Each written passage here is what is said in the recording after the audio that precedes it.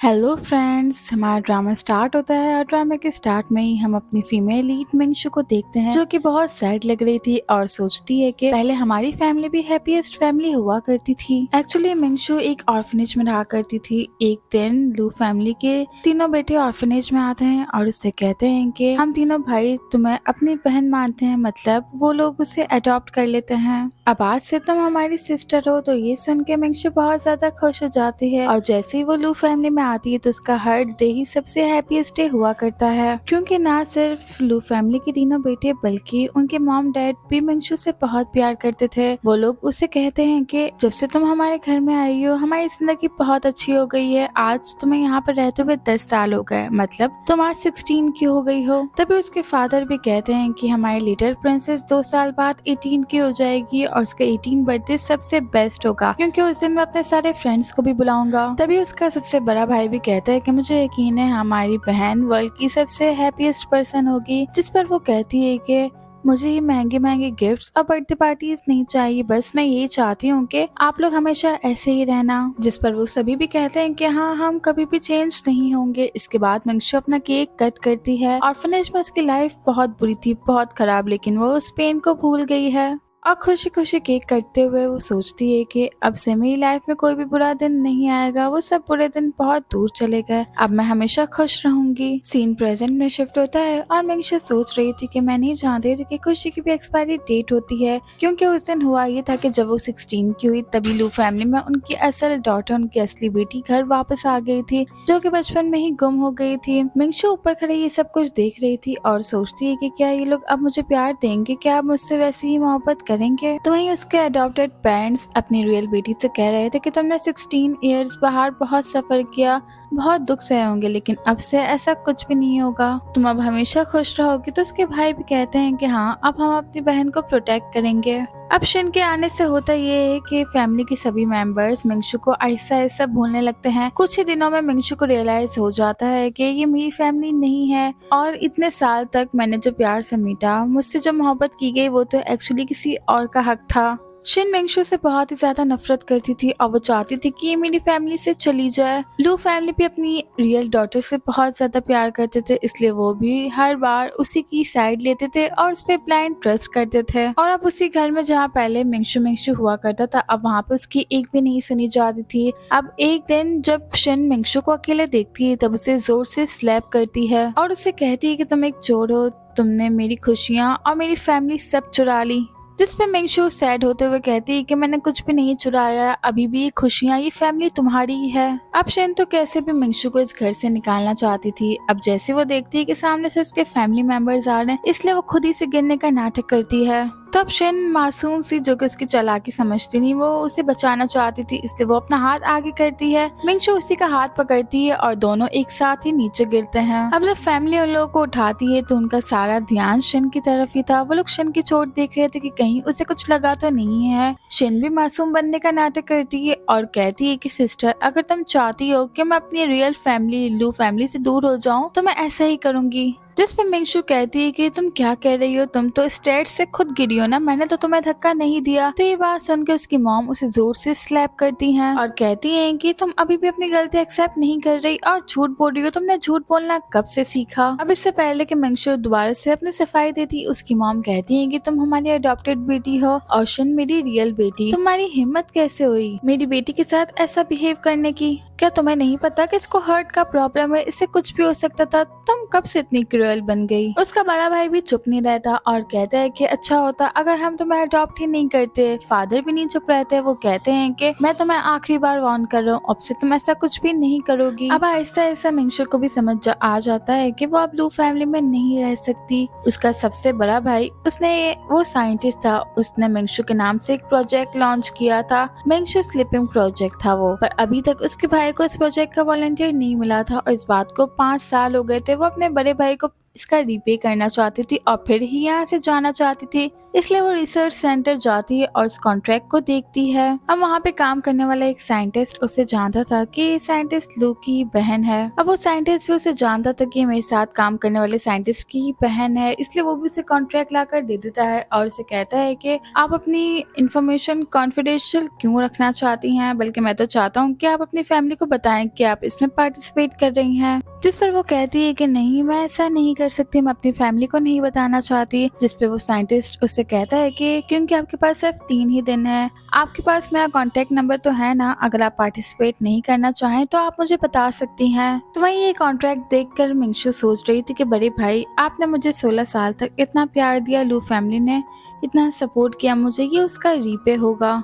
तो वहीं हम उसके तीनों भाई को देखते हैं जो कि अपनी रियल सिस्टर शिन को कार में बिठाकर कहीं पे लेके जा रहे थे। उनकी बहन को हार्ट प्रॉब्लम था, इसलिए वो तीनों भाई उसे हॉस्पिटल लेकर जा रहे थे। बड़ा भाई उसे कहता है कि मैंने तुम्हें कहा था ना कि तुम अंदर ही वेट करो, तुम बाहर क्यों आई थी। बाकी भाई भी उससे कहने लगते हैं कि हाँ, तुम अपना ध्यान रखा करो। जिस पर वो कहती है कि आप लोग हैं ना मेरे साथ। तो उसका बड़ा भाई कहता है कि लेकिन फिर भी ये प्रॉब्लम बहुत ज्यादा रिस्की होता है और तुम भागा भी मत करो। जिस पर वो कहती है कि ठीक है, आप लोग हमेशा मुझे प्रोटेक्ट करना। तो उसका सबसे छोटा वाला भाई बोलता है कि तुम तो हमारी रियल सिस्टर हो, तुम्हारा मुकाबला कोई कैसे कर सकता है और हम हमेशा तुम्हें ही प्रोटेक्ट करेंगे। अब ये रोड जिस पे वो लोग जा रहे थे ये रिसर्च सेंटर वाला था। मिंगशू भी वहीं पे थी, लेकिन वो अपने भाइयों की कार को नहीं देखती और वो तो अभी तक इसी बारे में वरीड हो रही थी कि 3 दिन बाद मैं अपनी फैमिली को छोड़कर चली जाऊंगी और 2 दिन बाद तो मेरा बर्थडे भी है। मुझे तो लगता है कि इस बार कोई भी मेरी बर्थडे पे मेरे साथ नहीं होगा। और अब क्योंकि उसे शुगर का प्रॉब्लम था और वो जब भी टेंशन में होती थी तो उसकी शुगर लो हो जाती थी, इसी तरह उसकी शुगर लो होती है और वो रोड पर ही गिर गई थी। बड़े भाई जब वहाँ से जा रहे थे तब वो उसे नीचे गिरा हुआ देख लेते हैं। वो कार रोककर कहता है कि हमारी बहन को कुछ हो गया है। अब क्योंकि शिन नहीं चाहती थी कि वो उसके पास जाए, इसलिए वो ऐसा नाटक करती है जैसे उसके हार्ट में बहुत ज्यादा पेन हो रहा है। अब उसका सबसे छोटा वाला भाई उसके लिए काफी ज्यादा पोजेसिव था, तो वो अपने बड़े भाई को कहते हैं कि आप जानते तो हैं कि मिंगशू ऐसे ही नाटक करती रहती है, इसलिए हमें उसकी फिक्र करने की जरूरत नहीं है, तो उसका रोज का काम है, इसलिए चले आप कार स्टार्ट करें। देखे ना शिन की तबीयत कितनी खराब हो रही है, हमें फौरन उसे हॉस्पिटल लेके जाना चाहिए। तो उनकी ये सारी बातें सुन के शिन और ज्यादा प्रिटेंड करती है जिससे उसकी तबीयत बहुत खराब है। उसका सबसे छोटा भाई उस कार की विंडो को नीचे करता है, तो मिंगशू को लगता है कि शायद ये उसकी हेल्प के लिए आएगा, मगर उसका सबसे छोटा वाला भाई उससे कहता है कि ये नाटक बहुत अच्छा है, लेकिन प्लीज कहीं और जाकर करो। इतना कह के वो लोग तो वहाँ से चले जाते हैं, लेकिन मिंगशू सोचती है कि मैं अगर इस वर्ल्ड से डिसअपियर भी हो जाऊंगी तब भी उन लोगों को मेरी कोई फिक्र नहीं होगी, उन्हें कोई फर्क नहीं पड़ेगा। लेकिन अब क्योंकि वो तो अपनी फैमिली से बहुत प्यार करती थी, इसलिए वो उनकी खुशियों के लिए प्रे करती है और तभी उसे जोर से चक्कर आते हैं और वो बेहोश हो जाती है। जब उसकी आंख खुलती है तब वो हॉस्पिटल में थी और उसके तीनों भाई उसके पास थे और उसके लिए बहुत ज्यादा परेशान हो रहे थे। उसका सबसे बड़ा भाई कह रहा था कि प्लीज आंखें खोलो, दूसरा भाई कह रहा था कि मैं सबसे बेस्ट डॉक्टर को बुलाऊंगा चेकअप के लिए। तो वहीं इसका तीसरा भाई उसे कहता है कि मुझे माफ करना, मैंने तुम्हारी बात का यकीन नहीं किया। वो तीनों भाई उससे अपोलोजाइज कर रहे थे और कह रहे थे कि हमने तुम्हें इग्नोर करके अच्छा नहीं किया। तो ये सब सुन के मिंगशू की आंखों में आंसू आ जाते हैं और वो अपने बड़े भाई का हाथ पकड़ती है, लेकिन जब उसे होश आता है तो असल में उसने अपनी आंट का हाथ पकड़ा हुआ था और वो सोचती है कि तो बस मेरा एक ड्रीम था। आंट जैन लू फैमिली की एक सर्वेंट होती है और आंट जैन ने उसे रास्ते में बेहोश देखा था, इसीलिए वो उसे हॉस्पिटल लाई थी। आंट जैन को भी उसकी बीमारी के बारे में पता था, इस डिजीज के बारे में। तो वो कहती है कि मैं तुम्हारे लिए पोरेज लाई हूँ, इसे खा के तुम काफी बेटर फील करोगी। और फिर उसे कहती है कि तुम अपनी फैमिली को इस डिजीज के बारे में क्यों नहीं बताती, जिसपे वो कहती है कि मैंने सोचा अगर मैं उन्हें इस डिजीज के बारे में बता दूंगी तो वो काफी ज्यादा परेशान होंगे। और फिर उन्हें आगे भी बताने लगती है कि अगर अब मैं उन्हें इस बात का बताऊंगी तो वो मेरा ट्रस्ट नहीं करेंगे, लेकिन आगे बताते बताते वो फिर चुप हो जाती है। तभी वहाँ पर मिस्टर एंड मिसेस लू आते हैं। अब मिंगशू को तो ऐसा लगता है जैसे वो लोग उसी के लिए परेशान हो गए यहाँ पर आए हैं, पर फिर यहाँ पर आके वो लोग कहते हैं कि लगता है हम गलत रूम में आ गए, शिन का बराबर वाला रूम है। और फिर मिंगशू पर भी गुस्सा करने लगते हैं कि तुम ऐसे काम क्यों करती हो। उन्हें लग रहा था कि मिंगशू जानबूझ करके सिक हुई है। तो मिसेस लू अपने हस्बैंड से कहती है कि तुम टाइम वेस्ट ना करो, हमें शिन को देखना है। वो लोग जब वहाँ से चले जाते हैं तब मिंगशू रोते रोते पोरिज खाने लगती है। आंट जैन उसे कहती है कि पहले तो सब कुछ ठीक था, फिर अचानक ही इतना चेंज कैसे हुए। मिंगशू ने आंट जैन को भी बता दिया था कि वो स्लीपिंग प्लान में पार्टिसिपेट करने वाली है। तो आंट जैन उसे कहती है कि क्या वाकई में आप खुशी से उस प्लान में पार्टिसिपेट करना चाहती हैं। जिस पे वो उन्हें कहती है कि ये रिसर्च भाई की 5 साल की मेहनत है और ये एक आखिरी काम है जो मैं अपनी लू फैमिली के लिए कर सकती हूँ। और फिर आंट जैन से प्रॉमिस भी लेती है कि आप इस बात को सीक्रेट रखना। तभी शिन ने सोशल मीडिया पे एक वीडियो अपलोड की थी तो वो उसे देखने लगती है और इस वीडियो में शिन लू फैमिली को दिखा रही थी और अपने फॉलोअर्स से कहती है कि देखो मेरी फैमिली कितनी अच्छी और हैप्पीएस्ट फैमिली है, और कहती है कि देखिए मेरी मॉम मेरे लिए पोरिज पिलाई है। और फिर वो मिसेस लू से कहती है कि क्या आप ये सिर्फ मेरे लिए लाई हैं। जिस पर मिसेस लू कहती है कि हाँ मेरी बेटी ये सिर्फ तुम्हारे लिए है, मैंने इसमें से एक स्पून भी किसी को नहीं दिया। तो शिन अपने फॉलोअर्स से कहती है कि देखो मेरी फैमिली कितनी अच्छी है और ये लोग मेरे साथ कितने नाइस हैं। मैं थोड़ा सा बीमार हुई तो वो लोग सभी मुझे हॉस्पिटल लेकर आ गए। जिस पे उसका सबसे छोटा वाला भाई कहता है कि तुम हमारी रियल सिस्टर हो, अब भला हम तुम्हें हॉस्पिटल के रूम में अकेला कैसे छोड़ सकते थे। अब उनमें से किसी एक फॉलोवर ने उसे कमेंट किया था कि काश ऐसे भाई मेरे भी होते। शिन वो कमेंट पढ़ती है तो लाइव ब्रॉडकास्ट में ही बोलती है कि नहीं, ऐसे भाई सिर्फ मेरे हैं और किसी को नहीं मिल सकते। मिंगशू जब उस वीडियो को देखती है तब वो बहुत ज्यादा सैड होती है और सोचती है कि यही वो तीनों भाई थे जो हर वक्त मुझे प्रिंसेस प्रिंसेस बोला करते थे। और जब उसका स्कूल से ऑफ होता तब उसके तीनों भाई बाहर खड़े उसका वेट कर रहे होते और इस बात पे आर्ग्यू भी कि आज मिंगशू मेरे साथ बैठेगी, तो दूसरा बोलता है कि नहीं आज तो वो मेरी कार में ही बैठेगी। और मिंगशू जैसे ही स्कूल से बाहर आती थी तो वो खुद ही डिसाइड करती थी कि आज वो किसके साथ बैठेगी। वो अपने उस पास्ट को याद करके बहुत रोती है और फिर सोचती है कि मैं तो शुरू से ही अकेली थी ना, सबसे क्यूट थी, तो फिर अब मुझे इतना रोना क्यों आ रहा है। तभी उसके बड़े भाई को भी रिसर्च सेंटर से कॉल आती है और उसे बताया जाता है कि हमें वॉलंटियर मिल गया है। तो ये सुनकर उसका भाई बहुत खुश होता है और कहता है कि आखिर 5 साल बाद हमें वॉलंटियर मिल ही गया, वैसे वो है कौन। जिसपे वो उसे बताते हैं कि आप ही ने तो कहा था ना कि उसकी इंफॉर्मेशन सीक्रेट रखी जाए, इसलिए हम आपको भी नहीं बता सकते। जिस पे उसका बड़ा भाई कहता है कि हाँ मैं भूल गया, ये रूल मैंने ही तो बनाया था, हम उसकी इन्फॉर्मेशन किसी को भी नहीं देंगे, इवन के हम खुद भी नहीं जानेंगे कि आखिर वो है कौन। तो उसका भाई कहता है कि हम उसकी फैमिली को कंपनसेशन देंगे। जिस पे उसे बताया जाता है कि उस लड़की ने कहा कि वो ऑर्फनेज है। तो ये सुन के उसका भाई कॉल कट कर देता है। ऑर्फन का वर्ड सुन के उसे अपनी बहन मिंगशू के लिए थोड़ा सा परेशानी होने लगती है और वो अपने डैड से कहता है कि मैं मिंगशू से मिलने के लिए जा रहा हूँ। जिस पे उसके डैड कहते हैं कि तुम्हारी असल बहन यहाँ पर है, इसलिए तुम इसके पास रहो। जिस पे उसका भाई कहता है कि वो 12 साल हमारे साथ रही हमारी छोटी बहन बनके, इसलिए मुझे उसकी फिक्र हो रही है। तो शिन फिर से नाटक करते हुए और मासूम बनते हुए कहती है कि डैड मुझे तो 12 साल तक अकेले रहने की आदत थी, लेकिन मिंगशू को शायद ना हो, इसलिए आप इसे जाने दें। अब जब फर्स्ट ब्रदर वहाँ से जाने लगते हैं तब उसका सेकंड और सबसे छोटा वाला भाई कहता है कि हम भी चलते हैं और वो तीनों ही एक साथ वहाँ से निकलते हैं। तो वहीं हम मिंगशू को देखते हैं जो कि अभी तक बहुत उदास थी और वो बहुत ज्यादा रो भी रही थी। वो आंट जेम्स से कहती है कि मैं जब ऑर्फनेज में थी तब मुझे बिल्कुल भी यकीन नहीं था कि कोई मुझे अडॉप्ट करेगा या मेरी भी कोई इतनी अच्छी फैमिली होगी,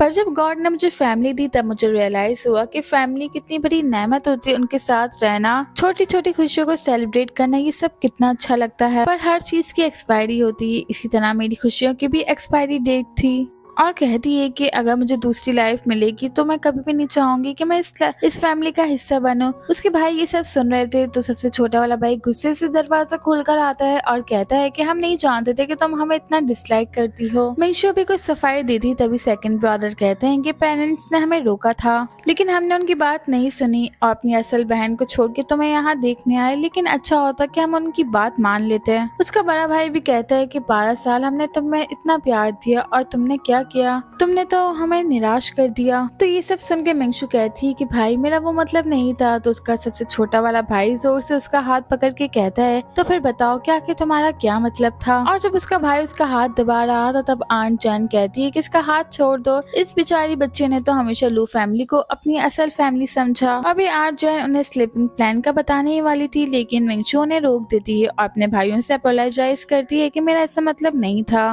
और वो उन्हें क्लियर भी करने लगती है कि उसने कभी भी शिन को हर्ट नहीं किया। खुद ही सोचती है कि ये लोग मुझसे इतनी नफरत करते हैं, तो अगर मैं कुछ भी क्लियर करूँ ये लोग उसका यकीन नहीं करेंगे। तभी वहाँ पर डॉक्टर आते हैं और कहते हैं कि हमें आपके छोटे भाई के लिए आंखें मिल गई। एक्चुअली उसका सेकंड वाला भाई जो था वो ब्लाइंड था। वो मिंगशू से कहता है कि देखो तुम हमेशा कहा करती थी कि तुम मुझे अपनी आंखें दोगी, लेकिन अब देखो मुझे अपनी आंखें मिल जाएंगी और मैं पूरी दुनिया को खुद अपनी नजरों से देखूंगा, इसलिए मुझे तुम्हारी आंखों से देखने की जरूरत नहीं। तो ये सुन के मिंगशू बहुत सैड होती है और एक बार फिर से उसे अपना पास्ट याद आता है जब वह ऑर्फनेज से लू फैमिली में आई थी। उसका सेकंड भाई उसकी आंखें नहीं थी। उसे जब भी किसी काम में हेल्प चाहिए होती वो मिंगशू को कहता और मिंगशू खुशी खुशी उसका वो काम करती। इवन कि जब वो ठोकर खा के गिरने वाला होता तब मिंगशू ही उसे संभालती थी और उसे कहती कि अब से मैं आपकी आंखें बनूंगी और उसे हर टाइम अपने साथ रखती ताकि कभी भी उसका भाई हर्ट ना हो। सीन प्रेजेंट में शिफ्ट होता है और मिंगशू सोच रही थी कि भाई आपको तो पता है नहीं कि आप असल में वर्ल्ड को मेरी आंखों से ही देखेंगे। और गाइस एक्चुअली ना उसने एक एग्रीमेंट किया था कि वो जब इस प्रोजेक्ट में जाएगी ना तब उसकी आंखें उसके भाई को डोनेट कर दी जाएं। उसने ये बात सीक्रेट रखी थी और लू फैमिली भी नहीं जानती थी कि वो उनके लिए कितना सेक्रीफाइस कर रही है। उसके भाई बहुत ज्यादा खुश हो रहे थे कि हमारी फैमिली में एक साथ दो खुशियां आ गई। एक तो हमारे भाई को आंखें मिल रही हैं और दूसरा हमारे सबसे बड़े भाई को उसके प्रोजेक्ट का वॉलंटियर मिल गया। ये सब सुन के आंट जैम मिंगशू को देखने लगती है जो कि बहुत ज्यादा सैड थी। उसका सबसे छोटा वाला भाई कहता है कि 3 दिन बाद हम इसका सेलिब्रेशन करने वाले हैं क्योंकि ये न्यूज हमारी फैमिली के लिए बहुत बड़ी न्यूज है। तो मिंगशू सैड होते हुए सोच रही थी कि क्या इन लोगों को याद नहीं कि 3 दिन बाद तो मेरा बर्थडे भी है, और अगर क्या तुम लोगों को पता चले कि डोनर और वॉलंटियर मैं ही हूँ, क्या तुम लोग तब सॉरी फील करोगे? उसका बड़ा भाई उससे कहता है कि मिंगशू तुम पार्टी में जरूर आना क्योंकि आफ्टर ऑल उस प्रोजेक्ट का नाम तुम्ही से बिलोंग करता है। मिंगशू सैड हो जाती है और उसके तीनों भाई वहाँ से चले गए थे। अब जब वो आंट के साथ घर पर आती तब सामने क्रिस्टल के शूज पड़े थे। वो उस शूज को देख के बहुत खुश होने लगती है क्योंकि वो उसकी साइज के थे। आंट जैन से कहती हैं कि आप खामाखाई उदास हो रही थी कि आपके भाई अब आपसे प्यार नहीं करते। देखिए उन्हें याद था कि आपकी बर्थडे है तो शायद ये आपके लिए सरप्राइज है। और मिंगशू को भी लग रहा था कि शायद ये शूज मेरे लिए ही हैं। वो उनमें से एक शूज को अपने हाथ में उठाकर देखने लगती है और तभी हमें उसके पास का एक विजन दिखाया जाता है। जब वो छोटी थी तब वो सिंड्रेला की स्टोरी पढ़ रही थी जिसमें सेम ऐसा ही शूज था। तो वो ये देख के अपने फर्स्ट ब्रदर को कहती है कि ऐसे शूज तो सिर्फ स्टोरी में ही होते हैं और प्रिंसेस ही पहन पाती हैं। जिस पे उसके बड़े भाई ने उससे कहा था कि तुम जब 18 की हो जाओगी ना मैं तब तुम्हारे लिए ऐसे शूज बनवाऊंगा क्रिस्टल के क्योंकि तुम भी तो हमारे लिए प्रिंसेस हो ना। सीन प्रेजेंट में शिफ्ट होता है और मिंगशू जब ये सब कुछ याद कर रही थी तब उसे लगता है कि उसके भाई ने अपना प्रॉमिस पूरा किया। तभी अचानक से वहाँ पर शन आती है और उसके हाथ में पकड़ा शूज देख के वो पहले तो शूज छीनती है और फिर उसे धक्का देती है ये कहते हुए कि क्या आप तो मेरी चीजें भी चुराना चाहती हो। तभी वहाँ पे तीनों भाई आते हैं तो शन उनसे कहती है कि देखिए भाई इसने शूज गंदे कर दिए और ये इसे चुरा रही थी। तभी उसके फर्स्ट ब्रदर उससे कहते हैं कि क्या तुम सभी मैनर्स भूल गई हो, जिसमें मिंगशू ने सॉरी करती है ये कहते हुए कि आई एम सॉरी मुझे लगा था कि ये शूज मेरे लिए हैं। जिसपे उसका बड़ा भाई कहता है कि तुम्हें ऐसा क्यों लगा कि घर में जो भी चीज आए वो तुम्हारे लिए ही हो। तो मिंगशू सैड होकर सोच रही थी कि मुझे तो लगा था कि इन्होंने अपना प्रॉमिस पूरा किया और मेरे बचपन का जो ड्रीम था ऐसे शूज पहनने का इन्होंने वो पूरा किया। तभी शिन कहती है कि सिस्टर अगर तुम ये शूज पहनना चाहती हो तो तुम ये रख लो और शायद मैं इतने अच्छे शूज पहनना डिजर्व नहीं करती। तभी उसकी मॉम आती है और अब तुम ये क्या कह रही हो, एक शूज क्या अगर तुम कहो तो मैं तो तुम्हारे लिए पूरी शॉप ही खरीद लूं। उसके डैड मिंगशू से कहते हैं कि अब चलो इन शूज को साफ करो और मेरी बेटी से अपोलोजाइज करो। मिंगशू बहुत उदास लग रही थी और सोचती कि यही तो वो फैमिली थी जो मुझे प्रिंसेस की तरह ट्रीट करती थी और आज एक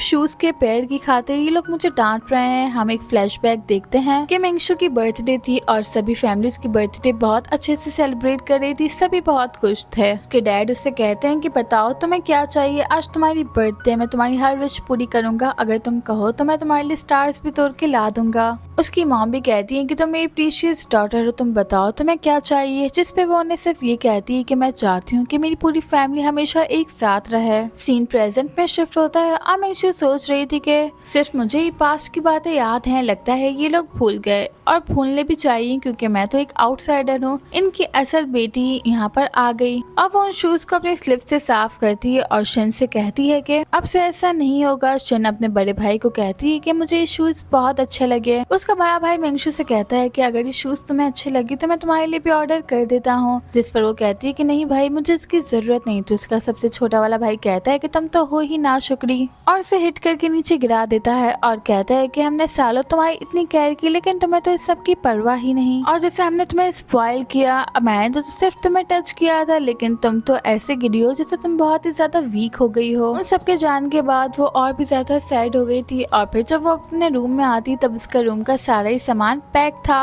वो सोचती है कि मेरा सामान किसने पैक किया। तभी शिन वहाँ पे अपने भाइयों के साथ आती है। उसका बड़ा भाई उससे कहता है कि शिन को हार्ट का प्रॉब्लम है, इसलिए वो सीढ़ियाँ नहीं चढ़ सकती, इसलिए मॉम ने कहा है कि तुम कहीं और शिफ्ट हो जाओ, यहाँ पे सूरज की रोशनी भी अच्छी आती है, इसलिए शिन को कोई प्रॉब्लम नहीं होगी। जिस पे मिंगशु कहती है लेकिन ये रूम तो मेरा था। तो थर्ड ब्रदर बोलते हैं कि क्या तुम हमसे आर्ग्यू करोगे, जिस पे मिंगशु सोचती है कि मुझे कौन सा पूरी लाइफ ही यहाँ पर रहना है, सिर्फ 3 दिन ही तो मुझे यहाँ पर रहना है। वो अपने भाइयों से कहती है कि ठीक है, मैं शिन के रूम में रह लूंगी। तो शिन कहती है कि मुझे नहीं अच्छा लगता कि कोई आउटसाइडर मेरी चीजों को टच करे, तो मेरे रूम में तो नहीं रह सकती। जिस पे मिंगशु कहती है कि तो फिर मैं अब कहाँ जाऊँ। जिस पे उसका बड़ा भाई कहता है कि एक काम करो, तुम गेस्ट रूम में चली जाओ। तभी वहाँ पे आंट जैन आती है और कहती है कि गेस्ट रूम की कनेक्शन में प्रॉब्लम है, इसलिए वहाँ की लाइट नहीं जल रही। जिस पे उसके भाई कहते हैं कि एक काम करो, तुम वहाँ की लाइट ठीक करवा लो। अब इससे पहले कि आंट जैन फिर से कुछ और कहती, मिंगशु ने चुप करवा देती है और कहती है कि मैं वहाँ पर रह लूंगी। अब जब वो एक बॉक्स उठाने लगती है तब वो बॉक्स बहुत ही ज्यादा भारी था। उसका सबसे बड़ा भाई कहता है कि क्या मैं तुम्हारी हेल्प करूं,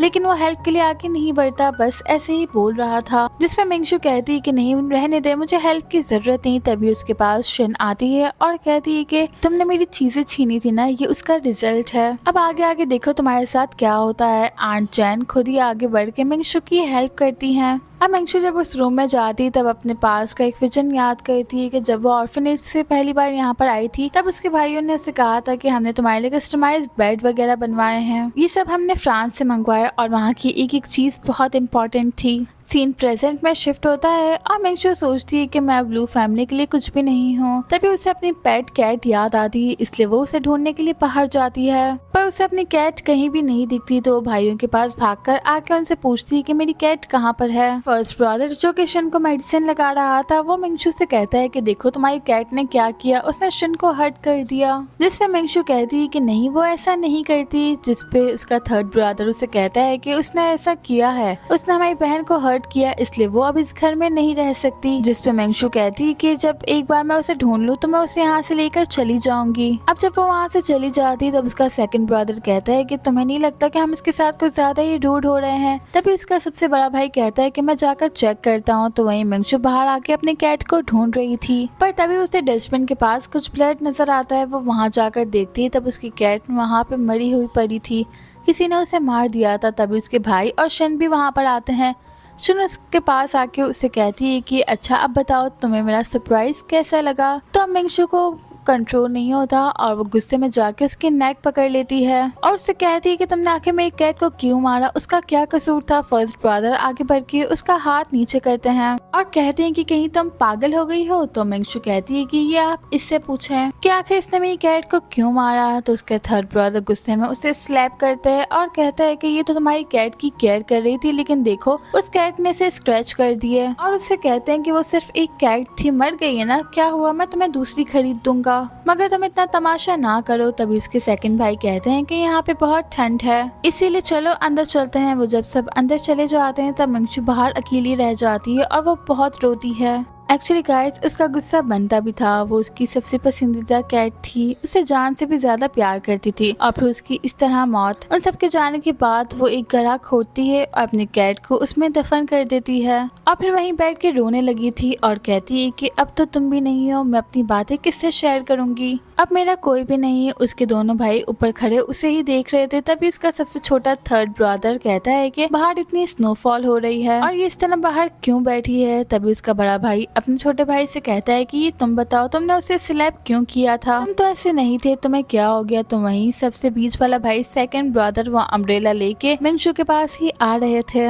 अब मिंगशू क्योंकि कब से बहुत ज्यादा रो रही थी, इसलिए वो रोते रोते बेहोश हो जाती है। जब दोनों भाई ऊपर से ही देखते हैं तो वो भाग के उसके पास आते हैं। अब जब मिंगशू की आंख खुलती है तब तीनों भाई उसी के पास बैठे हुए थे और परेशान हो रहे थे। मिंगशू को लगता है कि वो एक और बार फिर से ड्रीम देख रही है, लेकिन इस बार ये सच था। मगर इस बार ये सब सच था। उसका तीसरा भाई सबसे छोटा वाला वो उससे कहता है कि मुझे इस तरह तुम पे हाथ नहीं उठाना चाहिए था, और फिर उसे एक ड्रेस दिखाते हुए कहते हैं कि ये हम तीनों भाइयों ने तुम्हारे लिए बनवाई है। आज का दिन हमारे लिए बहुत स्पेशल है, इसलिए तुम इसी ड्रेस को पहनना। मिंगशू को लग रहा था कि उन्हें मेरी बर्थडे याद है, तभी तो उन्होंने मेरे लिए एक ड्रेस बनवाया। मिंगशू ने कहती है कि क्या आप लोग को याद है आज क्या दिन है? जिस पे उसका थर्ड ब्रदर कहता है कि हाँ, आज मिंगशू स्लीपिंग प्लान की सेलिब्रेशन है और आज लू फैमिली के लिए बहुत बड़ा दिन है। अब मिंगशू के बराबर में एक बॉक्स पड़ा था। उसका बड़ा भाई अभी वो बॉक्स खोलने ही वाला था कि तभी वहाँ पर मेड आती है जो कि आके बताती है कि शिन के हार्ट में पेन हो रहा है। थर्ड ब्रदर मिंगशू को कहते हैं कि हम उसे हॉस्पिटल लेके जा रहे हैं, इसलिए तुम रेडी होकर आना, और डोंट वरी, पार्टी से फ्री हो के मैं तुम्हें एक नई अच्छी सी कैट ला दूंगा। अब आज रात ही पार्टी थी, इसलिए मिंगशू अच्छा सा रेडी होके और वो ड्रेस पहन के पार्टी में आती है। उसे तो अभी तक यही लग रहा था कि क्या पता लू फैमिली को याद आ जाए कि आज उसका बर्थडे भी है। उसका बड़ा भाई मीडिया वाले लोगों के सामने आता है और कहता है कि जब मैंने प्रोजेक्ट स्टार्ट किया था तब मेरे पास मेरी असल बहन नहीं थी, इसलिए मैंने इस प्रोजेक्ट का नाम मिंगशू स्लीपिंग प्लान रखा था। और अब इस प्रोजेक्ट का नाम शिंजू है। इसके बड़े भाई को नहीं पता था कि ये सारी बातें मिंगशू को कितना ज्यादा डिसहर्ट कर रही हैं। मिंगशू सोचती है कि इसका मतलब अब आप लोगों ने सच में मुझे इस फैमिली से निकाल दिया। तो वहीं हम शिन को देखते हैं जो कि अपने सर्कल वाले फ्रेंड से मिल रही थी। तो उसका एक फ्रेंड उसे कहता है कि क्या ये तुम्हारे सेकंड वाले भाई सच में ब्लाइंड है? मतलब तुम तो इतनी रिच हो, तुम्हारी लू फैमिली जो तुमसे मिली है वो कितनी रिच है, तो क्या तुम्हारे सेकंड वाले भाई को अभी तक कोई डोनर नहीं मिला? मुझे तो यकीन नहीं आ रहा कि ये ब्लाइंड है, हो सकता है ये नाटक कर रहे हो। जिस पे शिन इनसे कहती है कि नहीं, ये सच में ब्लाइंड है, चलो मैं तुम लोग को दिखाती हूँ। वो अपने भाई को कहती है कि जरा यहाँ पर आए, मुझे आपको अपने फ्रेंड से मिलवाना है। अब जैसे ही वो आगे आने लगते हैं उसका एक फ्रेंड उसके इशारे करने पे उन्हें धक्का देता है। अब उसकी इंटेंशन यही थी कि उसका भाई मीट पे गिरेगा तो वो जल जाएगा, इसीलिए तो वो मीट के सामने से हट गया था। पर जैसे ही मिंगशू ये सब देखती है वो भाग के अपने भाई को बचाने के लिए आगे बढ़ती है, पर शिन उसके आगे पैर रख देती है जिससे मिंगशू गिरने लगती है। लेकिन गिरते गिरते भी वो अपने भाई को साइड पे कर देती है और खुद भी दूर जाकर गिरती है। अब ये सब होने के बाद शिन मिंगशू को ब्लेम करने लगती है कि तुमने मेरे भाई को जानबूझ करके गिराया और तुम इसे स्क्रीन पे गिराना चाहती थी। जिसपे मिंगशू कहती है कि नहीं, मैं अपने भाई को हर्ट नहीं करना चाहती थी। तो मिस्टर शिया कहते हैं कि हम सब इस बात के गवाह हैं कि इस मिंगशू नामी लड़की ने ही सेकंड यंग मास्टर को हर्ट करने की कोशिश की थी। जिसपे इसका सेकंड भाई कहता है कि तुम कह रही हो कि तुमने मुझे गिरने से बचाया ग्रिड में, लेकिन अगर आगे ग्रिड होती तो क्या शिया मुझे नहीं बताती? और कहते हैं कि वो मेरी असल बहन है, मेरा खून, वो मुझे हर्ट नहीं कर सकती, तुमने ये सब कुछ जानबूझकर किया। अब मिंगशू सबसे बहुत ज्यादा फ्रस्ट्रेटेड हो जाती है। इतने में उसकी शुगर भी लो हो रही थी जिससे उसे चक्कर आने लगते हैं, इसलिए वो जल्दी से अपनी मेडिसिन निकालने लगती है। तभी उसके पास शिया आती है और कहती है कि आज तो मैं तुम्हें इस घर से निकाल ही दूंगी, और फिर उसका हाथ पकड़ती है। पर वो ऐसा नाटक करती है जैसे मिंगशू ने उसका हाथ पकड़ के उसे धक्का दिया। तो पूरी लू फैमिली उसके लिए परेशान हो जाती है और आके उसे उठाती है और देखती है कि कहीं हमारी बेटी को चोट तो नहीं लगी। वो लोग उसके लिए बहुत परेशान हो रहे थे। तभी उसका सबसे छोटा भाई आता है और मिंगशू का हाथ जोर से पकड़ कर कहता है कि अब तुम हमारे प्यार का एडवांटेज ले रही हो, तुम फायदा उठा रही हो। मिंगशू को बहुत ज्यादा चक्कर आ रहे थे। वो उससे कहती है कि मेरा हाथ छोड़े, मुझे अपनी मेडिसिन लेनी है। जिस पर शिन कहती है कि मैं आप सबसे अपोलोजाइज करती हूँ, मेरी वजह से ये पार्टी खराब हुई। जिस पर उसके डैड कहते हैं कि तुम क्यों अपोलोजाइज करोगी, अपोलोजाइज तो मिंगशू को करना चाहिए। उसकी आवाज सुन के उसके सेकंड भाई कहते हैं कि मुझे ऐसा लग रहा है कि मिंगशू की तबीयत ठीक नहीं, जाओ उसे चेक करो। पर उसके छोटे भाई को उसकी कंडीशन नहीं दिख रही थी। मिंगशू जल्दी से उससे अपना हाथ छुड़ाती है और अपनी मेडिसिन लेती है। मेडिसिन खाने के बाद अभी वो थोड़ा बेटर फील करती है कि तभी शिन एक फॉक लेके उसके पास आती है और उसने उसे छुपाया हुआ था ताकि कोई भी देख ना पाए। वो मिंगशू के कान में कहती है कि देखना, मैंने कहा ना, मैं आज तुम्हें इस घर से निकाल कर रहूंगी। और फिर उसे गुस्सा दिलाने के लिए कहती है कि क्या तुम्हें पता है कि मैं तुम्हारी कैट को किस तरह तड़पा कर मारा। ये सब सुन के मिंगशू को गुस्सा आता है तो उसका हाथ पकड़ने लगती है। शिन के हाथ में वही फॉग था। वो मीशू का हाथ पकड़ के उसी फॉग से खुद को हर्ट करती है और फिर वो फॉग ऐसे ही मीशू के हाथ में छोड़ देती है। और फिर जब सभी लोग मीशू के हाथ में उस फॉग को देखते हैं तो वो लोग यही समझते हैं कि ये तो हमारी बेटी को जान से मारने वाली थी। ये सब देख के उसके डैड मीशू को जोर से थप्पड़ मारते हैं। उसका सबसे छोटा वाला भाई, तीसरा भाई, वो उसे कहता है कि तुम्हें लू फैमिली में लाना हमारी सबसे बड़ी गलती थी। वो उनकी ये सारी बातें सुनती है लेकिन कुछ नहीं कहती, क्योंकि उसे पता था कि उसके कहने का कुछ फायदा नहीं। उसके डैड उससे कहते हैं कि हम तुमसे अपने सारे रिलेशंस तोड़ते हैं। वो तब भी कुछ नहीं कहती क्योंकि इन 2 सालों में वो जान गई थी कि अब लू फैमिली उसके लिए कुछ भी नहीं। जिस पर वो भी कहती है कि मैं भी आप लोग से अपने सारे रिलेशंस तोड़ती हूँ। उसका सबसे बड़ा भाई कहता है कि डैड अभी गुस्से में है इसलिए तुम चुप रहो। तो उसका सबसे छोटा वाला भाई कहता है कि ठीक है, अगर तुम जाना चाहती हो तो एक बात ध्यान रखना, कभी भी फिर लौट के यहाँ पर मत आना। जिस पर वो कहती है कि ठीक है। उसका सेकंड वाला भाई कहता है कि इसे रोको, ही कहाँ जाएगी रात को। तुम लोग भी जानते हो कि हमारे अलावा उसकी कोई भी दोस्त या फैमिली नहीं है। उसका सबसे छोटा वाला भाई अपने डैड से कहता है कि डैड ठीक है, माना आप गुस्से में हैं लेकिन आप जानते हैं ना कि उसका तो कोई भी नहीं हमारे अलावा, तो आपने उसे अपने सारे रिलेशंस क्यों तोड़े। आपको गुस्से में भी ऐसी बात नहीं बोलनी चाहिए थी, आपकी बात से वो कितना हर्ट हुई है। जिस पे उसके डैड कहते हैं कि ठीक है, मैंने गुस्से में बोला लेकिन सामने से उसने भी तो बोला ना कि वो हमसे कोई रिलेशन नहीं रखना चाहती। और फिर थोड़ा गुस्सा कम होने के बाद बोलते हैं कि ऐसी बातें तो होती रहती थी, मुझे यकीन है कि वो दिल पे नहीं लेगी और जल्द ही वापस आ जाएगी। वो जब घर पे जाती है तो आंट जैम ने उसके लिए नूडल्स बनाई थी और ये उसकी फेवरेट बर्थडे नूडल्स थी। मीशू बहुत ज्यादा अपसेट होती है और खुद को ही बर्थडे विश करके उसे खाने लगती है। थोड़े से ही नूडल्स टेस्ट करने के बाद वो उठ जाती है और आंट को 2 ब्लैंक कार्ड देते हुए कहती है कि ये मेरी पूरी लाइफ की सेविंग्स हैं। जिस पे आंट उसे मना करती है कि ये क्या कर रही हो, जिस पे वो कहती है कि मैं इनका क्या करूंगी। जिसके बाद वो एक सीक्रेट रूम में जाती है। एक्चुअली इस रूम में उसके चारों बहन भाई, उनके दिल की जो भी बातें होती थी ना, वो लोग एक पेपर पे लिख के इस बॉक्स में डाल देते थे। मिंगशू इस रूम में जाके अपने भाइयों के लिखे हुए नोट्स पढ़ने लगती है और प्रॉमिसेस भी, और कहती है कि ये सब झूठ था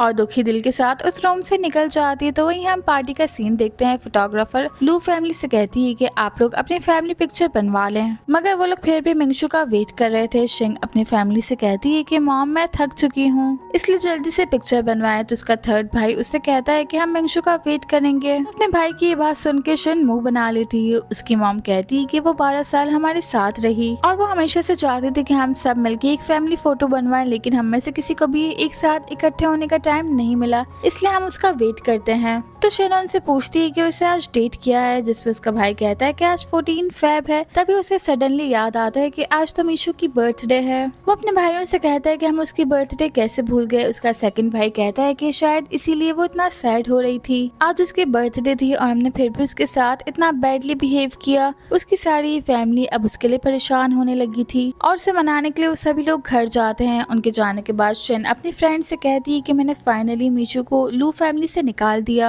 अब वो कभी भी इस घर में नहीं आ पाएगी। और ये लू फैमिली कितनी ज्यादा बेवकूफ है, इन्हें तो पता ही नहीं चला कि इनकी अडॉप्टेड बेटी ही इनकी रियल बेटी है। जिसपे उसकी फ्रेंड कहती है कि क्या कभी उन्हें पता नहीं चलेगा। जिसपे शिन कहती है कि अब तो कुछ नहीं हो सकता और मीशू भी पता नहीं कहाँ चली गई होगी, इसलिए अब उन्हें कौन ये बात बताएगा। अब जब सभी लू फैमिली घर पर पहुंचती है तो वो लोग मीशू को ढूंढने लगते हैं, लेकिन मीशू कहीं पर भी नहीं थी क्योंकि वो घर छोड़ के जा चुकी थी। वो लोग गेस्ट रूम में भी उसे ढूंढते ढूंढते आते हैं पर वहाँ की लाइट ऑन नहीं हो रही थी। वो लोग आंट जैन को बुलाते हैं, जिसपे वो कहती है कि यहाँ की लाइट तो ऑलरेडी खराब थी, मैंने आप लोग को बताया था। तो उसका सबसे छोटा वाला भाई कहता है कि क्या आपको नहीं पता कि हमारी बहन को अंधेरे में कितना डर लगता था, और वो आंट जैन पे ही गुस्सा करने लगा है।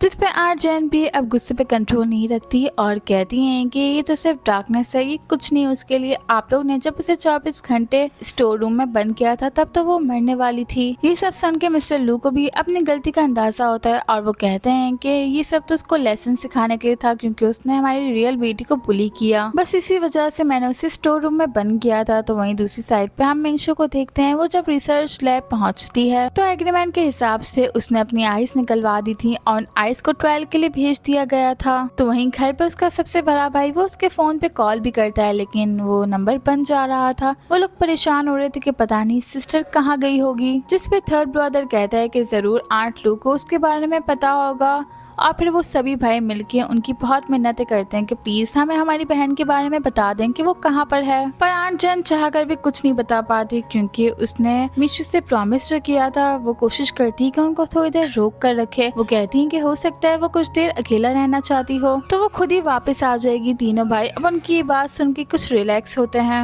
और कहते हैं कि हाँ हमारी बहन जरूर वापस आएगी और जब वापस आएगी तब हम उससे अपोलोजाइज करेंगे। तो वहीं आंट जैन को उन सभी लोगों पे बहुत गुस्सा आ रहा होता है और वो कहती हैं कि अब तुम लोग भी मजा चखो ना कि किसी का वेट करना कितना बुरा होता है। मिसेस लू उनके सेकंड बेटे जो ब्लाइंड था उसे बताती है कि डॉक्टर ने कहा है कि कल ही तुम्हारा ऑपरेशन है तो तुम सबसे पहले अपनी सर्जरी करवाओ। तो उसका छोटा भाई वो भी खुश होकर कहता है कि हाँ जब हमारी बहन वापस आएगी और उसे पता चलेगा कि तुम देखने लगे हो तो वो कितनी ज्यादा खुश होगी। तो सेकंड भाई ये सुन के खुश हो जाता है और कहता है कि मैं कल ही अपनी सर्जरी करवाऊंगा। उसका सबसे बड़ा भाई उसे कहता है कि तुम जानते हो ना कि वो हम में सबसे ज्यादा तुमसे मोहब्बत करती थी और तुम्हें हमेशा बोला करती थी कि अगर उसे अपनी आंखें भी तुम्हें देनी पड़ेंगी तो वो दे देगी लेकिन वो तुम्हें ब्लाइंड नहीं देख सकती। तो उसका भाई कहता है कि नहीं अगर कभी मुझे सिस्टर की आंखों से देखना पड़े तो इससे अच्छा मैं ब्लाइंड ही रहूंगा लेकिन कभी भी अपनी बहन की आंखें नहीं लूंगा।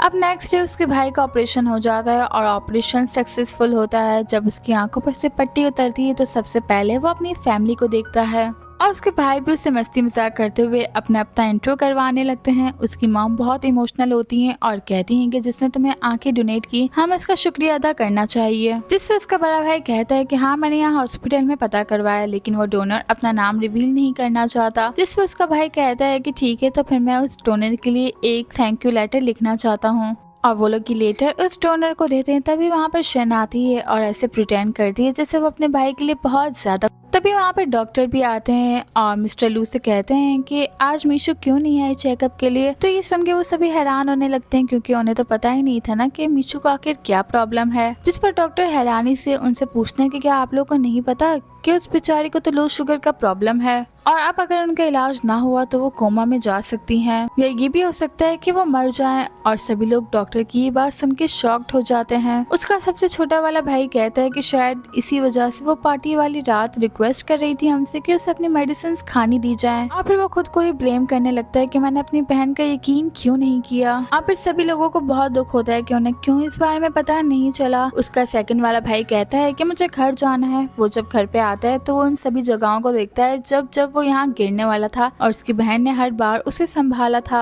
और उसे हर्ट होने से बचाती थी। वो ये सब याद करके बहुत ज्यादा इमोशनल होता है और सोचता है कि मुझे सीक्रेट रूम जाना चाहिए। वो अपने भाइयों को कहता है और उन्हें लेके सीक्रेट रूम में जाता है। वो वहाँ पर एक बनी देखता है और कहता है कि ये तो मैंने लिटिल सिस्टर को गिफ्ट किया था। और फिर वो बॉक्सेस को ओपन करने लगते हैं। चारों बहन भाई के अलग अलग बॉक्सेस थे। वो लोग जब मीशू वाला बॉक्स ओपन करते हैं तो उसमें बहुत सारे नोट्स थे। वो लोग एक नोट को उठाकर पढ़ने लगते हैं जिसमें उसने लिखा था कि मैं जब ऑर्फनेज में थी तब मुझे नहीं पता था कि हैप्पीनेस क्या होती है और जब एक दिन मेरे तीनों भाई मुझे अडॉप्ट करके इस फैमिली में लाए तो मुझे लगा कि ये मेरी फैमिली है और मुझे तो यकीन ही नहीं हो रहा था। मुझे लग रहा था कि ये बस मेरा एक ड्रीम है। मेरा हर दिन ही मेरा बर्थडे होता था, हर दिन ही मेरा हैप्पीएस्ट डे हुआ करता था। मेरी फैमिली मुझसे बहुत प्यार करती थी। मेरे भाई मुझे प्रिंसेस की तरह ट्रीट करते थे और मैं अगर कोई भी स्टुपिडिटी करती तो मेरे भाई डांटने के बजाय मुझे देखकर खुश होते। और जब मैं हमारे स्कूल में परफॉर्म करती तो भले ही वो परफॉर्मेंस कितनी ही बैड क्यों ना होती है मेरे भाई मुझे चीयर अप करते थे। और जब मैं बड़ी हुई तब मेरे पागल भाइयों ने एडवांस में ही मेरे लिए वेडिंग ड्रेस बनवा लिया ताकि बस वो लोग मुझे देख सकें कि मैं वेडिंग ड्रेस में कैसी लगती हूँ। उसने उन नोट्स में अपना पहला गिफ्ट, पहला परफ्यूम, यहाँ तक कि अपनी पहली वॉच उसके भाई ने गिफ्ट की थी, उस सब के बारे में एक एक डिटेल लिखी हुई थी जिसे पढ़ के वो लोग सभी बहुत ज्यादा सैड होते हैं। अब जब उसका बड़ा भाई वही वाला मीशू का बॉक्स खोलने लगता है तब उन्हें बाहर से आवाजें आती हैं। एक्चुअली आंट जैन मीशू का सारा सामान वहाँ से लेके जा रही थी। तो शन उस सामान में से एक स्क्रैप बुक निकाल लेती है और कहती है कि अरे ये क्या, ये तो वेस्ट है। आंट जैन उसे डांटने लगते हैं कि वो बुक वापस रख दे, लेकिन वो वापस रखने के बजाय उस बुक को जला देती है। तीनों भाई जब आते हैं तो ये देख के उस पर बहुत गुस्सा करने लगते हैं और कहते हैं कि ये हमारी 12 साल की यादें थी, तुम्हारी हिम्मत कैसे हुई इसे जलाने की। अब मिशा हमारी फैमिली की मेमोरीज इस पिक्चर में लगाती थी और इन मेमोरीज के नीचे कुछ ना कुछ लिखती थी, जिस पे शन कह रही है कि आप लोग की बहन तो मैं हूं ना, तो आप लोग उसके लिए सॉरी फील क्यों कर रहे हैं। अगर ये मेमोरीज इतनी ही ज्यादा प्रीशियस हैं तो ये फिर से लग सकती हैं। तो थर्ड ब्रदर उस पर गुस्सा करता है और कहते हैं कि तुम हमारी उस बहन जैसी नहीं बन सकती। उस पर गुस्सा करते हैं तो वो वहाँ से चली जाती है। उसके जाने के बाद उसका छोटा भाई कहता है कि अगर वो एक बार घर पर वापस आ जाए तो मैं उससे अपोलोजाइज कर लूंगा, और शन ने उसकी कैट को भी मार दिया, मैं उसे ऐसी कैट भी ला कर दूंगा और वो इतनी अच्छी है कि हम उससे अपोलोजाइज करेंगे तो वो मान जाएगी। जिसपे उसका सेकंड ब्रदर उससे कहता है कि क्या कैट की कोई पिक्चर तुम लोगों के पास है। जिसपे उसका फर्स्ट ब्रदर कहता है कि हम एक काम करते हैं, हम फुटेजेस देखते हैं, उसकी कोई ना कोई पिक्चर तो हमें मिल जाएगी। अब वो लोग उन फुटेजेस में से कैट की फुटेज ढूंढने लगते हैं। तभी उन लोगों को एक वीडियो नजर आती है। वो जब उसे ओपन करते हैं तो ये देख के हैरान रह जाते हैं, क्योंकि शन जब अपने घर आई थी फर्स्ट डे, वो मीशू से कहती है कि ये घर और फैमिली मेरी है, तुमने मुझसे ये सब कुछ चुराया और अब मैं तुमसे ये सब कुछ वापस लेकर रहूंगी, मैं तुम्हें इस घर से निकाल कर रहूंगी। तभी वहाँ पे उसके भाई आते हैं और वो उनसे घूमने चलने का कहते हैं। मीशू उनके साथ नहीं जाती और उनके जाने के बाद वो अकेली घर में बहुत रोती है। उसका छोटा भाई अपने बाकी भाइयों से कहता है कि उस टाइम हमें यही लगता था कि हमारी असल बहन घर पर आ गई, इसलिए मीशू हमसे जेलिस है, मगर हम नहीं जानते थे कि शन उसे फोर्स करती थी कि वो हमसे दूर रहे। और फिर वो लोग कैट वाली वीडियो ढूंढने लगते हैं तो कैट उन्हें नजर आती है। उन्हें कैट वाली फुटेज मिल जाती है, लेकिन उसमें उस कैट का फेस क्लियर नहीं था। तभी वहाँ पे शन आती है और उस कैट को उठा के वो जोर से दूर पटकती है। वो कैट बहुत ज्यादा छोटी सी थी और इतना दूर गिरने पर उसकी डेथ हो जाती है। उसकी डेथ के बाद शन खुद ही अपने एक हाथ से दूसरे हाथ पे स्क्रैचेस करती है। ये सब देख के उसके भाई हैरान होते हैं और साथ शॉक पे कि ये क्या, उसने हमसे झूठ बोला कि कैट नहीं उसे स्क्रैच किए थे और उसे हर्ट किया था। उसका सेकंड भाई उनसे कहता है कि जैसी दिखती है ये वैसी नहीं, बल्कि उससे बिल्कुल अपोजिट हो। तो उसका भाई भी कहता है कि हाँ तुम ठीक कह रहे हो, ये जैसी है ये वैसी नहीं लगती, हो सकता है उसने मिंगशू को फंसाया और हम कितने बेवकूफ है, हमने उसकी हर बात का ट्रस्ट किया। तो सेकंड भाई भी कहता है कि हाँ हम उसकी किसी भी बात का यकीन नहीं करते थे और हमेशा शन की ये बात का यकीन करते थे, तभी तो उसने हमें सफाइयाँ देना या कुछ भी बताना छोड़ दिया। तीसरे भाई को ये सब देख के बहुत गुस्सा आता है और वो कहता है कि मैं शन को जान से मार दूंगा। तो वहीं हम शन को देखते हैं जो कि मीशू के रूम में आई थी और उसी का एक ड्रेस पहनती है और खुद से ही कहने लगती है कि देखो ना मीशू, मैंने तुमसे तुम्हारा सब कुछ छीन लिया। तभी वहाँ पे भाई भी आ जाता है। थर्ड ब्रदर उससे कहता है कि हमने तुम्हें मना किया था ना कि तुम मीशू के रूम में ना आना और ना ही उसकी किसी भी चीज को टच करना। तभी वहाँ पे मॉम डैड भी आ जाते हैं और उनसे कहते हैं कि तुम्हें ऐसे डांटने की जरूरत नहीं, और जब मीशू आएगी तब हम उसके लिए नए ड्रेसेस ले लेंगे। तो थर्ड ब्रदर अपने मॉम एंड डैड से कहते हैं कि क्या आप लोग को पता है कि 2 साल इसने मीशू को कितना तंग किया, कितना टॉर्चर किया और हर बात के लिए उसे ब्लेम किया। हम थे जिसने उसकी किसी भी बात का ट्रस्ट नहीं किया और उसने उसकी कैट को भी मारा और झूठ बोला कि इसे तो कैट के बारे में पता ही नहीं था। जिस पर शन कहती है कि नहीं मॉम एंड डैड देखिए भाई झूठ बोल रहे हैं। जिस पर उसका भाई कहता है कि हमने फुटेज में सब कुछ देख लिया, इसलिए झूठ बोलना बंद करो। फिर अपनी नकली बहन के गले में वो एक नेकलेस पहना हुआ देखते हैं और नेकलेस को जोर से खींचते हुए कहता है कि तुमने तो कहा था कि ये मीशू ने चुराया, तो अब फिर ये तुम्हारे पास कैसे आया। फ्लैशबैक में हम देखते हैं कि शन खुद ही अपना नेकलेस छुपा देती है और फिर वो मीशू को ब्लेम करती है कि इसने मेरा एक नेकलेस चुराया है और उसे फोर्स करने लगती है कि वो मेरा वेलकम गिफ्ट था इसलिए मुझे वापस करो। पर मीशू के पास तो वो कोई भी नेकलेस नहीं था, इसलिए वो कैसे उसे वापस करती। ये सब देख के मिस्टर लू बहुत गुस्से में आते हैं और उसे स्टोर में बंद कर देते हैं। अब ये सब देखने और सुनने के बाद मिस्टर लू और साथ साथ सभी फैमिली मेंबर्स को बहुत ज्यादा रिग्रेट होने लगता है। मिस्टर लू कहते हैं कि बहुत जल्द उसकी सेरेमनी आने वाली है, मुझे लगता है वो सेरेमनी में जरूर आएगी और सभी फैमिली मेंबर्स को ट्रस्ट था कि वो उसे एक सेरेमनी में जरूर आएगी, तभी हम उसे मना लेंगे, क्योंकि उन्हें पूरा यकीन था कि वो सेरेमनी में जरूर आएगी, इसलिए सभी उसकी तैयारियों में लग जाते हैं। अब जिस दिन वो एक सेरेमनी थी तभी टीवी में एक एड दी जाती है जिसमें मीशू के लिए एक मैसेज था कि आपकी फैमिली आपको मिस कर रही है, इसलिए आप अपने घर पर जाएं, वो लोग आपको ढूंढ रहे हैं। तो वहीं हम सेरेमनी का सीन देखते हैं। उन्हें यकीन था कि मीशू जरूर आएगी, इसलिए उसके लिए महंगे महंगे गिफ्ट्स मंगवाए जाते हैं। जिन ऊपर खड़ी ये सब कुछ देख रही थी और सोचती है कि ये सब कुछ मेरा है, इसलिए इसमें से कुछ भी उसे नहीं मिलना चाहिए। लू फैमिली वेट करती रहती है लेकिन मीशू नहीं आती। तभी वहाँ पे एक कोरियर बॉय आता है और उन्हें कहता है कि आप लोग के लिए लेटर आया है। अब जब सेकंड भाई वो लेटर लेता है तो बड़ा भाई कहता है कि अरे ये तो वही लेटर है जो हमने हॉस्पिटल वालों को कहा था कि डोनर को भेज दे, जिसमें उसके सेकंड वाले भाई ने सब कुछ लिखा था कि आप ही की वजह से मेरी आंखों की रोशनी वापस आई, मुझे पता नहीं कि मैं आपका शुक्रिया अदा कैसे करूँ। जिस पर कोरियर बॉय कहता है कि हाँ मुझे यही एड्रेस दिया गया था क्योंकि डोनर का एड्रेस यही है। तो ये देख के सेकंड सेकंड ब्रदर को अचानक से कुछ याद आता है और वो शॉक्ड हो जाते हैं। उन्हें यकीन हो रहा था कि ये आंखें कहीं मेरी बहन की तो नहीं। वो भाग के उसके रूम में जाने लगता है और ड्रॉर्स चेक करते हैं। तभी उसे एक कॉन्ट्रैक्ट मिल जाता है जिसमें साफ साफ लिखा था कि मीशू ने ही अपने भाई को आंखें डोनेट की हैं। ये सब देख के वो बहुत ज्यादा अग्रेसिव हो जाता है और कहने लगा था कि मुझे अपनी बहन को आंखें वापस करनी है, मैं उसकी आंखें नहीं रख सकता। उसका फर्स्ट ब्रदर उसे रोकता है। सभी लोग बहुत ज्यादा सैड हो जाते हैं और रिग्रेट में थे कि हमने उसे गलत समझा। उसका भाई कहता है कि अब तो उसके पास आंखें भी नहीं, पता नहीं वो बाहर की दुनिया में कैसे रह रही होगी।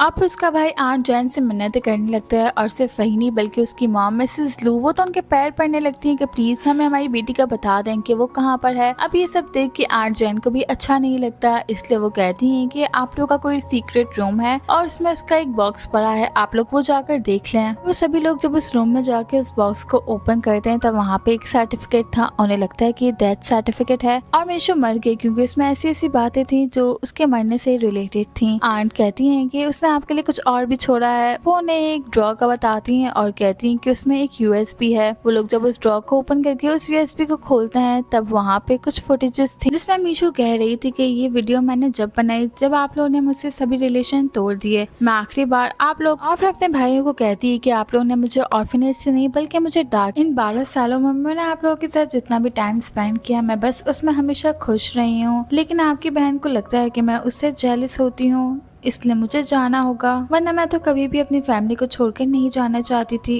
और वो अपने सबसे बड़े वाले भाई को कहती है कि भाई आप हमेशा मेरे आगे मेरी शील्ड बने, मुझे प्रोटेक्ट किया। और उसे कहती है कि भाई अब तो आपको वॉलंटियर भी मिल जाएगा, आप सक्सेसफुल होंगे, इसलिए आप कभी भी अब परेशान मत रहना। और अपने सेकंड वाले भाई से कहती है कि अब आपको आंखें मिल गई, अब आपको मेरी आंखों से देखने की जरूरत नहीं पड़ेगी, आप खुद अपनी आंखों से पूरी दुनिया देखना। और अपने सबसे छोटे थर्ड वाले भाई को वो ये एडवाइस करती है कि आपका स्टमक पेन है, इसलिए आप टाइम पर खाना खाना और चाय कम पीना। और फिर एंड में कहती है कि अगर मुझे कभी दूसरी लाइफ मिली तो मैं प्रे करूंगी कि मुझे आपकी फैमिली ना मिले। अब जब वीडियो खत्म होती है और टीवी ऑफ होता है तब उनका सबसे छोटा वाला भाई शिन को पीछे खड़े देखता है क्योंकि शिन ये सब देख के बहुत खुश हो रही थी। तो वो गुस्से में जाके शिन की नेक पकड़ लेते हैं और जैसे ही उसे पीछे पुश करते हैं शिन बेहोश होकर नीचे गिर जाती है। वो लोग उसे लेके हॉस्पिटल जाते हैं तो डॉक्टर उन्हें बताता है कि आप लोग को पता है कि आपका ये हार्ट प्रॉब्लम जेनेटिक है, तो फिर आप लोगों ने अभी तक इसका इलाज क्यों नहीं करवाया। तो ये सुन के सब शॉक्ड हो जाते हैं क्योंकि उनके खानदान या फैमिली में तो किसी को भी हार्ट का प्रॉब्लम नहीं है। इसके बाद जब वो लोग सारी तफ्तीश करते हैं और सारी रिपोर्ट्स वगैरह चेक करते हैं तो भाई उन्हें पता चलता है कि शिन का ब्लड ग्रुप तो किसी से भी मैच नहीं करता, मींस किसी भी फैमिली मेंबर से वो मैच नहीं करता।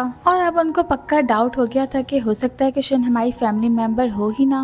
गुस्से में उसके भाई रूम के अंदर जाते हैं। पहला वाला भाई कहता है कि तुम कौन हो, तुमने झूठ क्यों बोला। तो वही सबसे छोटा वाला भाई जो कुछ ज्यादा ही जज्बाती था वो तो जाके उसका गला पकड़ लेता है और कहता है कि तुम्हारी हिम्मत कैसे हुई हमसे झूठ बोलने की, तुम हमारी बहन नहीं हो। जिसपे वो हंसने लगती है और कहती है कि हाँ तुम ठीक कह रहे हो, मैं तुम्हारी बहन नहीं हूँ और न ही इस फैमिली का हिस्सा हूँ। तो उसकी मॉम कहती है कि तो फिर तुम कौन हो, तुमने ऐसा क्यों किया बताओ। बड़ा वाला भाई कहता है कि हम उसे जेल भेज देंगे, इसने झूठी रिपोर्ट बनाई। जिस पर वो अभी भी हंसते हंसते कहती है कि नहीं झूठी रिपोर्ट तो नहीं बनाई, रिपोर्ट तो बिल्कुल सच है, बस मैंने नेम चेंज किया। जिस पर उसकी मॉम की बार इमोशनल हो जाती हैं और कहती हैं कि बताओ तुम हो कौन, और जिसकी तुमने रिपोर्ट चोरी की, जिसका नाम चेंज किया, मतलब वो मेरी बेटी होगी, तो मेरी बेटी अभी कहाँ है। जिस पर वो कहती हैं कि वो तो आप लोग के बहुत करीब थी, आप लोग के इतने करीब रहने के बाद भी आप लोगों ने उसे नहीं पहचाना और खुद ही अपने हाथों से इतनी तकलीफ दी, मैं तो इस बात से बहुत खुश हूँ। जिस पर मिस्टर लू कहते हैं कि नहीं ऐसा नहीं हो सकता,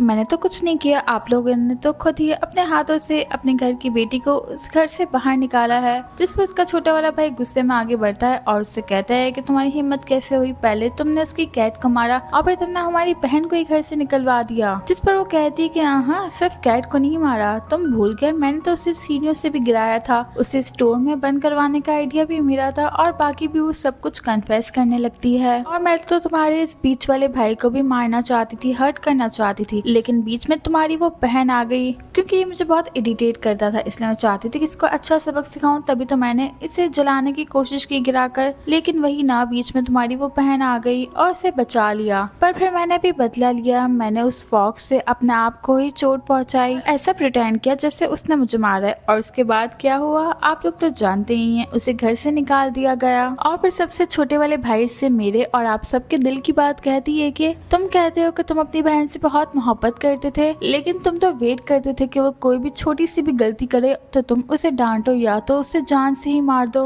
और फिर सबसे बड़े वाले भाई से कहती है कि हाँ भाई, तुम भी कहते थे कि तुम अपनी बहन से बहुत मोहब्बत करते हो, लेकिन जब मैं आई तब तुमने मुझे अपनी बहन माना और तुम मेरी मोहब्बत में इतने अंधे हो गए कि तुम उसकी सारी चीजें मुझे दे देते थे। इवन कि मैं जिस चीज पे हाथ रखूं तुम उससे छीन कर भी मुझे दे देते थे। तो क्या तुम इसे मोहब्बत कहते हो? और फिर मॉम डैड को भी वो ब्लेम करने लगती है कि तुम लोग तो कह रहे थे कि तुम लोग उसे अडॉप्ट किया है, ऑर्फनेज से लाए हो। अगर तुम लोगों ने उसे अडॉप्ट भी किया है तो तुम लोग उसके साथ ऐसा कैसे बिहेव कर सकते थे? तुम लोगों ने तो शुरू से ही उससे मोहब्बत की थी ना, लेकिन तुम भी इतने मेरे प्यार में अंधे हो गए कि उसके साथ ऐसा बिहेव कर बैठे। अब भुगतो। ये सब सुन के उसके छोटे वाले भाई ने गार्ड्स को बुला लिया और कहा कि इसे मेंटल असाइलम ले जाओ, ये पागल है। उसके जाने के बाद सभी लोग अपने अपने आप को ब्लेम करने लगे कि नहीं ये मेरी वजह से हुआ, तो कोई कहता है कि नहीं मैं भी इसका जिम्मेदार हूँ। और इसी तरह एक दूसरे को ब्लेम करते करते वो लोग अपने घर पर आए। अब घर आने के बाद जब वो लोग मिंगशू की चीजों को देखते हैं तब फिर से उन्हें उसकी याद आ जाती है। सबसे बड़ा वाला भाई कहता है कि मेरा दिल कह रहा है कि वो नहीं मरी, हमें उसे ढूंढना चाहिए। और ऐसे ही वो लोग पूरी रात उसे सड़कों पर ढूंढते रहते हैं और थक के बीच में इस सड़क पर बैठ जाते हैं। उन लोगों के दिन बहुत बुरे गुजरते हैं। कोई भाई पूरी रात स्मोकिंग करता है तो कोई ड्रिंक। तो सबसे छोटा वाला भाई वो टाइम पे खाना नहीं खा रहा था, इसलिए उसके स्टमक का प्रॉब्लम बढ़ता ही जा रहा था। अब ऐसे करते करते 3 मंथ्स बीत जाते हैं। अब एक दिन इसका सबसे बड़ा वाला भाई कहता है कि वैसे अगर हमारी सिस्टर सच में मर गई होती तो हमें इसका कोई ना कोई क्लू जरूर मिलता, पर ना ही हमें ये क्लू मिला कि वो जिंदा है और ना ही ये क्लू मिला कि वो मर गई है।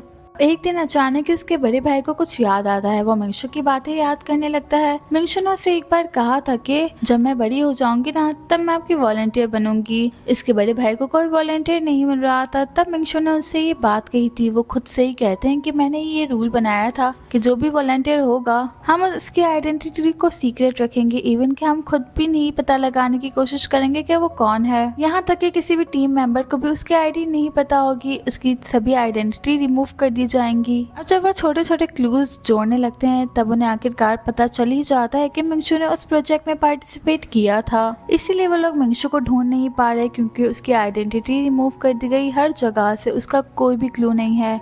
और फिर उन्हें याद आता है कि जिस दिन पार्टी थी और जिस वक्त उसे घर से बाहर निकाला गया उसके कुछ देर बाद ही तो ट्रायल स्टार्ट होना था। ये सब याद आने पे वो भाग के लैब की तरफ जाते हैं तो ये देख के उसकी तमाम फैमिली मेंबर्स परेशान हो जाते हैं और वो भी उसके पीछे पीछे लैब तक जाते हैं। उसका भाई जाके इंचार्ज के लैब से पूछता है कि क्या वो वॉलंटियर मेरी सिस्टर है, जिस पे वो बताता है कि आपने ही तो ये रूल पास किया था कि वॉलंटियर की आइडेंटिटी सीक्रेट रखी जाएगी, इसलिए मैं आपको भी ये नहीं बता सकता। मिस्टर और मिसेस लू उसकी मिन्नतें करने लगते हैं कि हमारी बेटी लाइफ से निराश हो गई थी, उसका हमें कुछ पता नहीं चल रहा कि वो कहाँ पर है, अगर उसने पार्टिसिपेट किया है तो प्लीज हमें बता दो। तो साइंटिस्ट अब की बार मान लेता है और कहता है कि हाँ वो वही है, जिसपे सबसे छोटा वाला भाई गुस्सा होने लगता है और कहता है कि इसे अभी इसी वक्त स्टॉप करो वरना मैं ये सब कुछ डिस्ट्रॉय कर दूंगा। जिस पर उसका सबसे बड़ा वाला भाई कहता है कि रुक जाओ, इतना अग्रेसिव होने की जरूरत नहीं है। जब ये एक बार स्टार्ट हो जाए तो इसे स्टॉप नहीं किया जा सकता, अगर हम इसे स्टॉप करेंगे तो उस पर्सन की डेथ हो जाएगी, इसलिए इस वॉलंटियर को खत्म होने दो। हमारे पास वेट करने के अलावा कोई और ऑप्शन नहीं है। और इसी तरह वेट करते करते 30 इयर्स बीत जाते हैं। उनका स्लिप प्रोजेक्ट बिल्कुल सक्सेसफुल रहता है और हर तरफ न्यूज में बताया जा रहा था कि अंदर की वॉलंटियर बिल्कुल ठीक है। लू फैमिली ने एक डोनर अरेंज किया हुआ था, इसलिए सबसे पहले मिंगशू जब बाहर आती है तब उसका आंखों का ऑपरेशन होता है। आज के दिन ही उसकी पट्टी उतरनी थी, सभी फैमिली वहाँ पर जमा थी। अब जैसे ही उसकी आंखों की पट्टी उतरती है सब लोग उसे देख रहे थे। मिंगशू भी उनके पास आती है। उसके भाई उसे कहते हैं कि तुम कैसी हो, चलो अब हमें घर चलना चाहिए। जिस पर वो कहती है कि क्या मैं आप लोग को जानती हूँ? नहीं, मुझे तो नहीं याद कि मैं आप लोग को जानती हूँ। एक्चुअली इसकी मेमोरी पूरी तरह से इरेज हो चुकी थी या फिर वो नाटक कर रही थी। और ऐसे ही खुशी खुशी वो वहाँ से निकल जाती है और इसी के साथ हमारी ये मूवी भी एंड होती है। गाइस, ये मूवी वाकई बहुत इमोशनल थी और मुझे तो लगता है कि मेरे साथ साथ आप लोग का भी फेवरेट ड्रामा बन गया। तो अगर आप लोगों को मूवी या ड्रामा जो भी ये पसंद आया तो वीडियो को लाइक करें, चैनल को सब्सक्राइब करें और एक प्यारा सा कमेंट भी, ताकि मैं आगे इसी तरह की और भी प्यारी प्यारी अच्छी अच्छी मूवीज ला सकूं। ठीक है, बाय बाय।